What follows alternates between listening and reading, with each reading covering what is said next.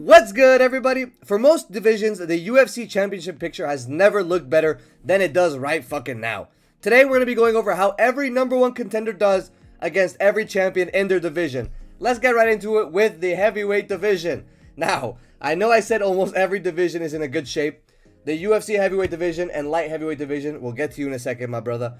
These guys are not looking as good, all right? We have Aspinall and Gane fighting for the second time now. After Gane fucking fingered Aspinall in the eye socket, fucking tickled his brain or whatever. Man, this is a fight that a lot of people are going to switch up on now. Now that that fucking Gane was out jabbing Aspinall. He made his nose bleed in the first round. He was hitting him with some good shots.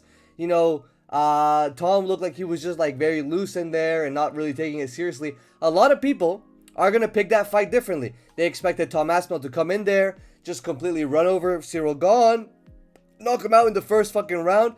That was never going to happen. That was never in my prediction. That was never in any real ball knowers prediction. We know Ciryl Gane is actually good. He's literally the only other good heavyweight in this division other than Tom Aspinall. And this fight was always going to be a little bit more competitive. However, I will never switch up on my opinion with Tom Aspinall. This guy is the best heavyweight we have ever seen. Better than fucking John Jones at his old fat jiggly age. Better than Stipe Miocic.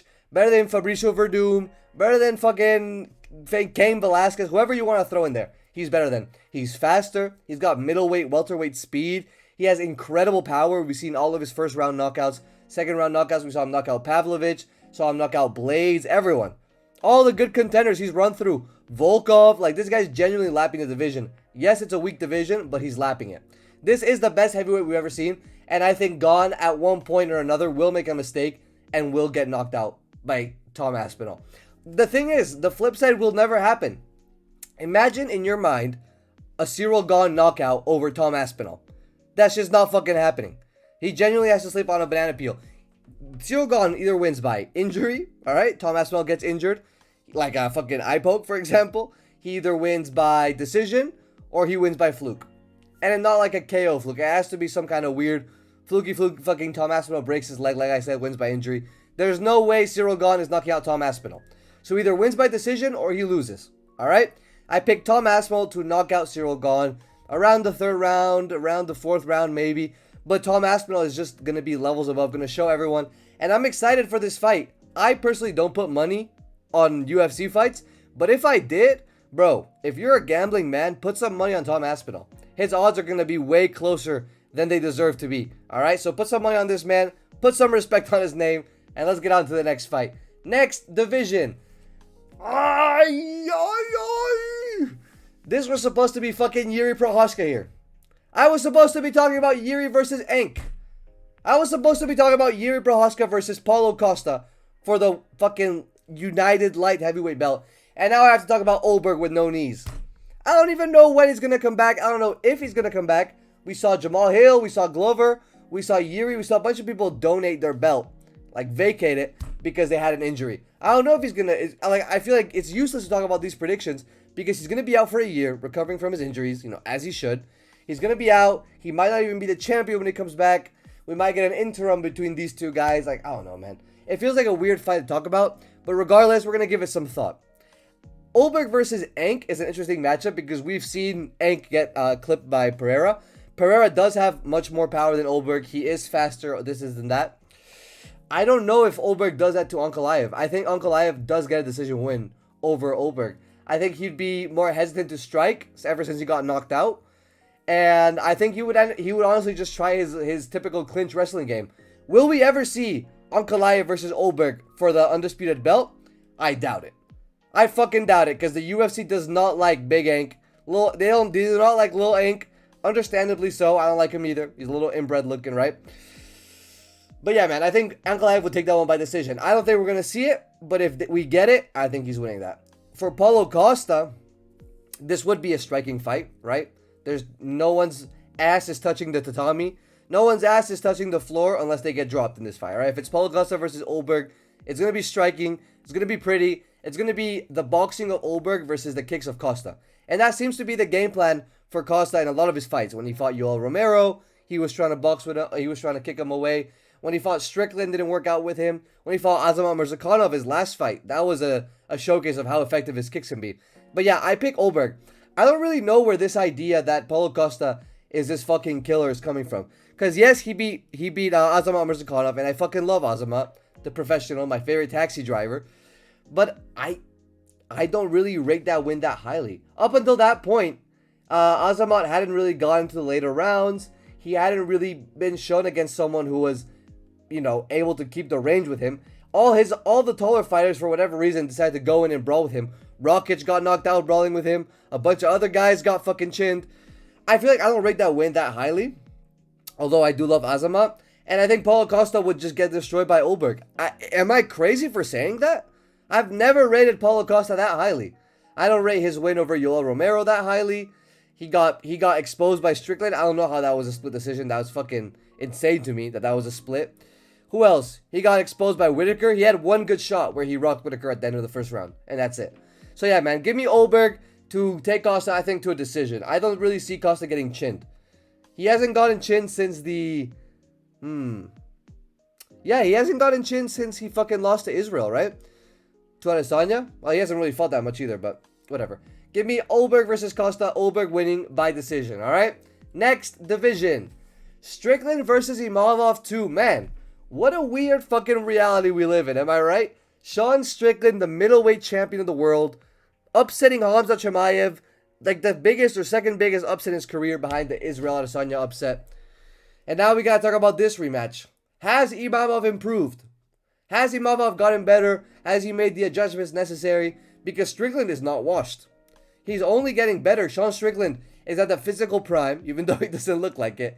He is in his physical prime. And at this point, he's just, you know, accumulating knowledge, accumulating experience, just gathering all these ideas, gathering all this experience, getting better mentally, you know, becoming more mature as a fighter, right? I feel like he's just becoming a bigger threat. Everything he did to Imavov in their first fight, I believe that stuff will still be there in the second. Imavov is he's been using his speed very well in his fights. He seems like he's learned to let go with his hands. But Strickland is hard to hit, man. And I think Strickland, you can only land on him if you're a fucking freak like Pereira, right? Or if you have the threat of the takedown. You have that DDP, like, fake the double leg going to the overhand. I feel like that's the only way you can really beat Strickland at this point. Okay? We saw that when Hamza lost the threat of the takedown, he had a really, really bad time striking with Strickland. And you can tell Strickland was still hesitant. He was still like, ooh, is this guy gonna shoot? Is this guy, you know? He wasn't completely committed to the fucking point down to the middle and strike. He wasn't going for that yet. So against Imavov, it's gonna be a striking fight, and it's gonna be all on the feet. It's gonna favor Strickland. I'd favor Strickland again by decision. I don't think he's gonna finish Imavov. He didn't finish him in the first fight. So give me Strickland by decision, second fight. Definitely gonna be closer. I think Imavov might take like the first or fourth round, but fifth round for sure Strickland's. Second, third, I give him Strickland. All right. Next division, Islam versus Garry. As you guys know, Conor McGregor got announced last week. This motherfucker's coming back to the UFC to fight Max Holloway allegedly. We'll see how that goes. You know, I'm not saying that Conor McGregor I believe he's only pulled out of one fight. But I feel like the fact that he's been gone for so long gives way to a lot of weight issues, gives way to a lot of injuries showing up in the gym. Like, you guys know, if you've trained for any event, any fight camp, even for like a jiu-jitsu competition, the months leading up, or the month, depending on how long your training camp is, leading up to your competition, you're training harder. And that's where the injuries can happen. I feel like that's something that might happen with McGregor. He's been out for so long, he might get injured coming back. Let's hope not. Let's hope this guy can come back and put on a show, right? But Islam versus Garry, I feel like this would be just an overall more boring version of Khabib versus McGregor. Like everything, the press conference would be more boring, the lead up, the face off. They wouldn't need to have 30 people in the cage because Ian Garry would be super respectful. Like, neither of these guys would try to sell the fight, right? I feel like Ian Garry's pissing me off looking at him, bro. I don't want to look at this picture of Ian Garry no more. I feel like Islam versus Garry would just be boring on all the fronts. All right. So stylistically, it's interesting. All right. The fight is going to be super cool. I'm going to tune into the fight for sure. And we're all going to tune into the fight. Probably going to be like an Abu Dhabi fight or something like that. I'm taking Hamza by decision. I'm taking Islam by decision. I don't think that's a really weird take to have, you know. Ian Garry likes to be on his back when he's on bottom, so I don't think he's gonna try to wrestle up and get caught in a darce. That's something that that's always there for Islam Makhachev. But the wrestle fucking is gonna be there. Ian Garry, I'm sure, is gonna get up. There's gonna be arguments that he won one, maybe 2 rounds afterwards, but it's gonna be like take him down, half guard, hammer fist from half guard, little baby fist. And I think by the end of the fight, the significant strike numbers are gonna look fucking crazy. It's gonna be like 260 strikes to 47. I think Islam is gonna take down Garry a lot because Garry does have the height advantage in this fight. He's not gonna want to keep Ian Garry at length because at length Ian Garry is gonna kick the fuck out of him. So Islam's gonna want to take him down, want to grab probably the single leg, try to run the pipe, maybe catch one of the kicks. Could be the game plan. But yeah, man, give me Islam by decision. This isn't really a hot take. It's just basically Hamzat versus McGregor from Temu. So we get a decision and we get another hype. All right, next division, Ilia versus Arman. Now, out of the fights in this video, this is probably one of the best fights we can make. This and another one we're going to talk about later. Ilia versus Arman is fucking elite.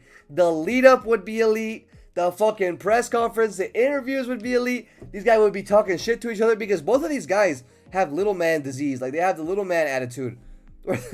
Where they're like really mad about being 5'7", and they're always yelling. Anytime there's ego involved, these guys are fucking throwing hands. And we saw Arman Tsarukyan versus Giorgio, was it? Puellas, whatever his name is. In the wrestling event, they were fucking clubbing each other. Like, these guys are going to get heated.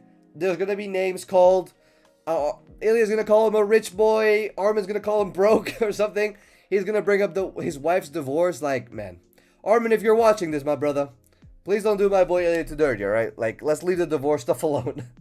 But yeah, man, this would feed families. If we have Ilia versus Arman and Islam versus Ian Garry on the same card, fucking hell, bro.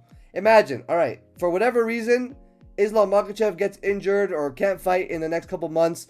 We get Ilia versus Gaethje. Ilia wraps it up pretty quick, like maybe round 1, round 2 knockout. He's healthy for the next fight. In December, we get like a card in fucking Miami. We get a card in LA, somewhere where Arman has a lot of fans.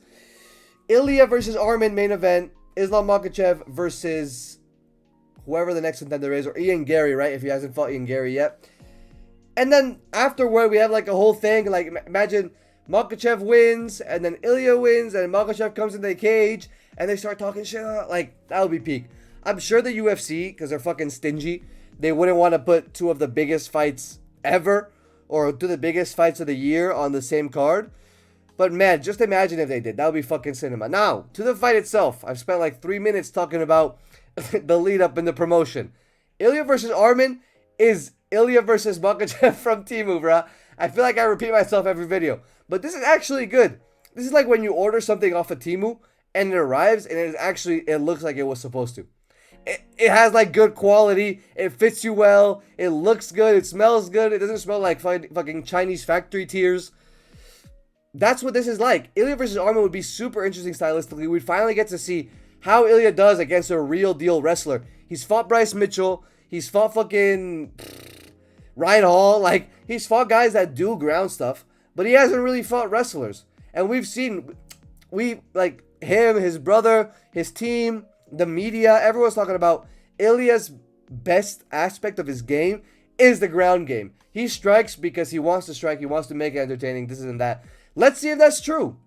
I want to see if Ilia's ground game really is true because he did a couple years of Greco-Roman in Georgia, and then he came to Spain and went into Jiu-Jitsu and then MMA. But like, is that better than Arman Tsarukyan training since he was like 12? Like, just training straight wrestling and shit? I don't know, man. It will be really interesting to see how Ilia defends the takedowns. However it happens, if Arman can get Ilia down, Arman is not holding Ilia down. Ilia is going to get back up. He's going to find a way to get back up. I'm sure that's going to be 90% of his camp. And then it's going to be on the feet. And I think on the feet, we're going to see a knockout, man. Because of Arman's wrestling, because of his ability to keep the fight on the floor, to like have that threat of the takedown, he has some really nice kicks too. I can see this fight going the later rounds. And I can see Ilia's face being fucking, like, bloodied up. I can see this being like the most damage he's ever taken in one of his fights. And regardless, he still wins by knockout. I think round 4 knockout, he gets Arman up against the fence in a moment where Arman thinks he's safe. You know, he thinks he's out of range. And Ilia fucking jumps forward and unleashes a combination and drops him cold. I can see that happening, round 4 knockout for Ilia. If it doesn't, this could be a really close decision going to the cards. I could see Ilia winning round 1, and then Arman taking like 2 and 3, and then 4 and 5 are like super heated. This to a decision would be fucking cinema. I want to see Ilia Topuria in a war. I know he doesn't want to be in wars. He said he wants to make it clean. He wants to make it dominant. I want to see Ilia go 5 rounds and dog it out. And I think Arman's the man for that, or Makhachev. It's either Arman or Makhachev. No one else is going to be able to take the dog out of Ilia, alright? So let's see this fight, and let's get on to the next division. The featherweight division. Volk versus Evloev. Now, I made a video a while ago after Volk beat Volk beat Lopez and Evloev beat Lerone Murphy. And I do think Evloev is going to take the belt from Volk. Like, this is really hard for me to say, I swear to God. I remember one fucking guy in my comments calling me a daggy glazer for thinking, bro, I break down these fights how I see them. Alright? I haven't always picked my favorite guy to win. Like, let me think. Who was one of my guys that I picked to lose recently? I remember, okay. Bekzat Aymakhan, right? Kazakhstan fighter. He fought Alexandre Topuria. I wanted Alexandre Topuria to win, but I thought Aymakhan was going to take him down. I thought he was going to force the chokes. I thought he was going to thread the submission. So I picked against Alexandre, bro. And Alexandre won. Like, I am not, in this way, like, picking fights. I am only biased for, like, the real, like, I'll tell you when I'm biased, bro. Like, when I pick for Pereira, when I pick for one of these guys, when I pick for Yuri, I'll tell you I'm biased. I'll say it. Here, this is an honest take. I want Volk to win, but I think Evloev is going to take a 48-47 decision. It's going to be fucking tragic, bro. I can see Evloev taking the first round, the second round, and the third round. I can see him taking all 3 rounds, very close, and then I see Volk winning the last 2 very dominantly, but not enough for a 10-8. It's very weird, alright? But walk with me here. First, second, third round. Evloev gets the takedowns. Volk gets back up. Evloev gets the takedown again. He does this for 3 rounds. And the judges' scorecards are like, alright, we're gonna score this barely for Evloev. It might even be a split decision at the end. But barely for Evloev. And the last 2 rounds, Evloev looks so gassed, alright? But he's still keeping with it. Like, Volk is piecing up on the feet, talking to him. He's like, what now? What now? He's like jabbing him up. And then Evloev gets a couple of takedowns, is able to survive the round, but the round still goes 10-9 to Volk. And Evloev goes to the cards, looks fucking red as fuck, bleeding out the nose, bleeding out the eye. Volk looks fresh, shiny as always, smiling, and then Evloev gets his hand raised. Can you not see that happening, bro? I can see that shit in my mind so fucking clear. And I don't want it to happen. I don't want that to be the reality we live in. I might end it all if that's what happens. But I think that's what's going to happen, alright? Evloev winning 48-47 decision. I don't like it. Let's hope I change my mind, alright? Let's hope my crystal ball that I got in my basement changes the prediction. Next division. The bantamweight division. Boy, oh boy. Probably the most elite trilogy we're ever going to see in the UFC. And what other fucking trilogy have the guys 50-45 each other in? This guy Merab genuinely wrestle-fucked Gane for 5 rounds their first time. Or was it 3 rounds? 3 rounds the first time. And then Gane beat the fuck out of Merab for 5 rounds. 50-45s on both sides. In the rematch, I think Petr Yan is taking that shit, bro. I'm not gonna lie. Petr Yan is genuinely taking that shit. The thing about him downloading the data is not fake, bro. That shit is real. This guy's like the Terminator. He was a demon that professed to being a demon. He was that, bro. Like, that's how Petr Yan deadass be, bro. Petr Yan is genuinely UFC King Von. This guy downloaded the data. He's getting his shit updated, you know, getting his Windows, fucking installed Windows 13 on his computer. Man, like, I think he just knows Merab's game plan. And I look at Merab, I look at his blockhead ass face, I look at his crooked ass nose, and I love Merab. I love my Georgian homies. Shout out my Georgian homie from my gym. I always shout you out. But, man, I just don't think Merab has the capability to adapt. I don't think he's going to adapt to Petr Yan. I don't think he's going to, make the necessary game plan adjustments. And Yan is just going to do him dirty again. maybe this time Merab takes a round. But genuinely, like, my honest prediction is Petr Yan by finish. I know. Get a moment of silence for our boy, all right? Moment of silence. All right. I think Petr Yan is going to finish Merab, and it's going to be to the body. He's going to, maybe round 3, round 4, he's going to keep attacking the body. He knows that's where he's weak. We saw that in the O'Malley fight. We saw that in the Umar fight. We saw that near the end of the Yan fight. Merab is weak to the body, and I think Petr Yan is going to exploit that this time. He's going to go to the body, go to the body, go to the head, go to the body, and then we're going to see Merab, like, slump up against the fence. It's going to be a TKO. Ref steps in. I'm making myself depressed about something that hasn't even fucking happened yet. I hate making these fucking videos where I have to pick against the guys that I like. I fuck with Yan. Yan is like the prettiest striker to watch in the UFC right now. By far. No, like, no homo. Like, the prettiest looking striker. No Diddy, right? But I love Merab. I want Merab to win. I don't think he got it. I think it's Yan by finish, round 4, round 5, alright? Next fight and the final fight. The flyweight division. We gotta do this shit, bro. Joshua Van versus Pantoja 2. It's gotta happen. Now, remember, okay, you guys haven't seen that video probably, but the video I put out right after Van knocked out Tyra, right after Strickland upset Hamzat, bro, how good is Joshua Van, bro? This guy's genuinely, I picked Tyra to win by decision, and that shit was not gonna happen. Like, looking at how good Joshua Van was at getting out of the mount, looking at how good Joshua Van was, like, defending the submissions, not letting Tatsuro Taira on his back, not letting him get off any effective ground and pound, defending the takedowns, attacking the body, just his boxing is so good, like, genuinely so good. It's made me think very differently about this fight. I used to just think confidently, Pantoja by, like, round 4 sub. Pantoja by round 3 sub. Like, I used to be like, bro, I used to be on Pantoja's side for sure. Now, I'm not sure, man. I'm not sure. Because we saw Joshua Van go 5 rounds in an exhausting fight. With an exhausting pace. Constantly. 5 rounds against Tyra. And he did good, bro. He held up. His gas tank held up. His fucking speed held up. Everything. His defense, everything. Oof. I think Pantoja is going to wear a lot of damage in this fight. But I don't think it's going to go to a finish. I think it's going to go to a decision. And this time, I think I'll give the decision to Joshua Van. I swear to fucking God, if I switch this pick now to Joshua Van by decision, and Pantoja subs him in the second round, I'm going to kill myself. Because I love Pantoja. I'd be fine if Pantoja wins the belt. I love Van. I'd be fine if Pantoja wins the belt. Because Van is young. He's like 25, 24. I don't know how old he is. He's going to get back to that championship picture. I want to see Pantoja become one of the greats, bro.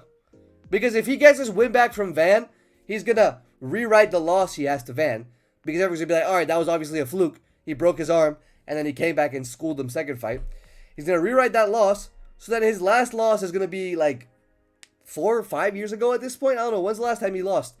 He's going to be on an elite run, man. Give me Joshua Van by decision this time. I might change my mind when this gets announced. Just know, this is like my flukiest pick on this whole video. But Joshua Van versus Pantoja. Give me Joshua Van to piece up Pantoja over 5 rounds. Get the better of him on the striking. Get out of the dangerous grappling positions. And just make Pantoja look like a fool on the feet. Alright? Thank you guys for watching. What do you guys think about these matchups? What do you think about the #1 contender shot? What do you think about Makhachev Garry? Ilia versus Arman? These are some fucking bangers, bro. What do you think about Ulberg versus Costa or Ankalaev? Who's actually a #1 contender? Is it somebody else? Thank you guys for watching. I'm going to go do some work, alright? Ciao.